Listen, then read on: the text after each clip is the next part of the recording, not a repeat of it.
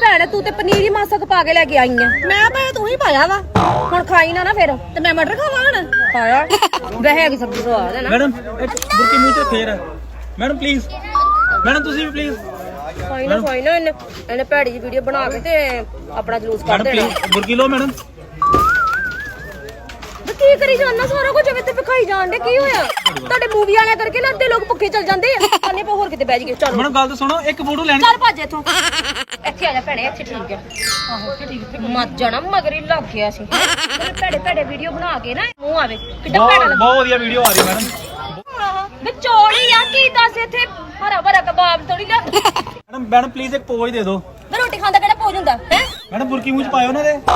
ਵੇ ਤੈਨੂੰ ਇਹ ਮੇਰਾ ਘਰ ਵਾਲਾ ਲੱਗਦਾ ਹੈ। ਇੱਕ ਸ਼ੋਟ ਬਸ। ਵੜਦੇ ਮੇਰੇ ਮੂੰਹ ਚ ਵਾੜ ਦੇ ਮੇਰੇ ਕੀੜੇ ਲੱਗੇ ਦਾੜਾ ਵਿਖਾ ਲੈ ਸਾਰਿਆਂ ਨੂੰ। ਮੇਰੇ ਤੇ ਰਸਗੁੱਲਾ ਖਾਣ ਨੂੰ ਨਾ ਦਿਲ ਕਰਦਾ ਸੀ ਨਾ ਮਰ ਜਾਣੇ ਮਗਰ ਹੀ ਪਏ ਹੋਏ ਆ। ਮੇਰਾ ਗੁਲਾਬ ਜਾਮੁਨ ਖਾਣ ਬੜਾ ਜੀ ਕਰਦਾ ਪਿਆ। ਆ ਵੀ ਤਾਂ ਗੁਲਾਬ ਜਾਮਨੂ ਵਰਗੇ ਅੱਗੇ ਪਿੱਛੇ। ਮੈਡਮ ਕੋਈ ਤੁਹਾਡੀ ਵੀਡੀਓ ਬਣਾਉਣੇ ਆ ਫੋਟੋ ਖਿੱਚਣ ਨੇ ਕੁਝ ਸਹੀ ਨਹੀਂ ਆਣ ਡਿਆ। ਇੱਕ ਸਹੀ ਪੋਜ ਦੇ ਦਿਓ। ਚੱਲ ਠੀਕ ਹੈ ਸਹੀ ਸੀ ਫੋਟੋ ਖਿੱਚੀ ਇਹ ਬਸ। ਵਧੀਆ ਤਰੀਕੇ ਨਾਲ ਖਾਣੇ ਠੀਕ ਹੈ ਆਪਾਂ। ਠੀਕ ਹੈ